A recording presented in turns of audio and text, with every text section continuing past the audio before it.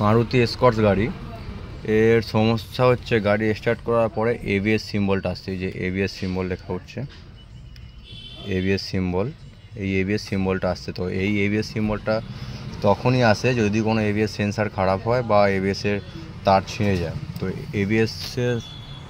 এবিএসের symbol আসা মানে ABS মানে অ্যান্টিলক ব্রেক সিস্টেমটার কাজ করবে না। তো এটার জন্য কোন সেন্সারটা খারাপ আছে আমাদেরকে স্ক্যানারেতে চেক করতে হবে। তো আমার কাছে স্ক্যানার আছে, আমি স্ক্যানারেতে চেক করব। Maruti India,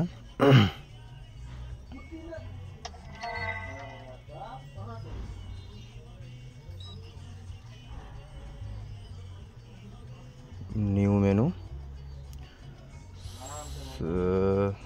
special function, automatically search,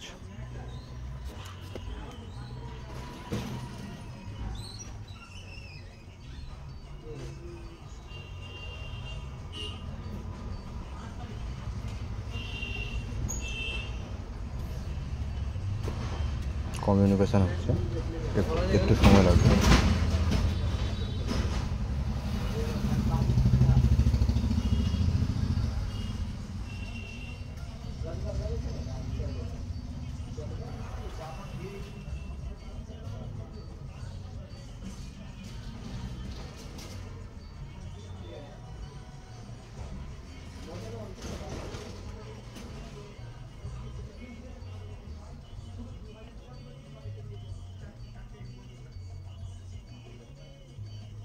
system সিলেকশানে যাব, এখানেতে অ্যান্টিলক ব্রেক সিস্টেম আছে এবিএসে গিয়ে ওকে।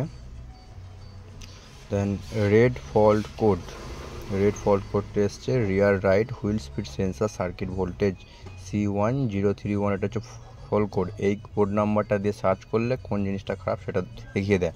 তো এখানে সার্কিট ভোল্টেজ দেখাচ্ছে মানে হয়তো তার ছেঁড়া আছে।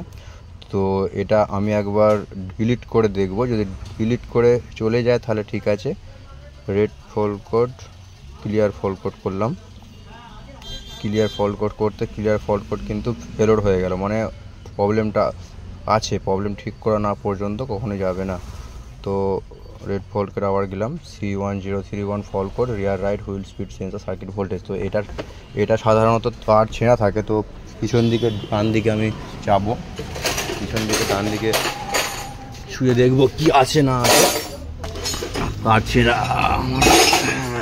এখানেতে দেখতে পাচ্ছ এবিএসের তো তার ছেঁড়া আছে, এই যে এবিএসের তারটা ছেঁড়া আছে। তো এই এটা হচ্ছে এবিএস সেন্সার, এটা আলাদা আর তারটা আলাদা। এই 10 নম্বরটা খুললে তারটা বেরিয়ে যাবে।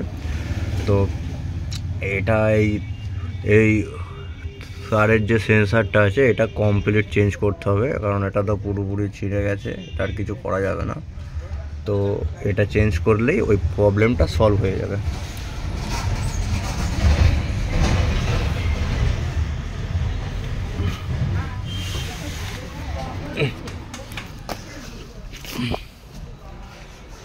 মারুতি স্কোর্স গাড়ি, স্কর্টস C1031, এর ফল্ট কোড মানে রিয়ার রাইট সেন্সার।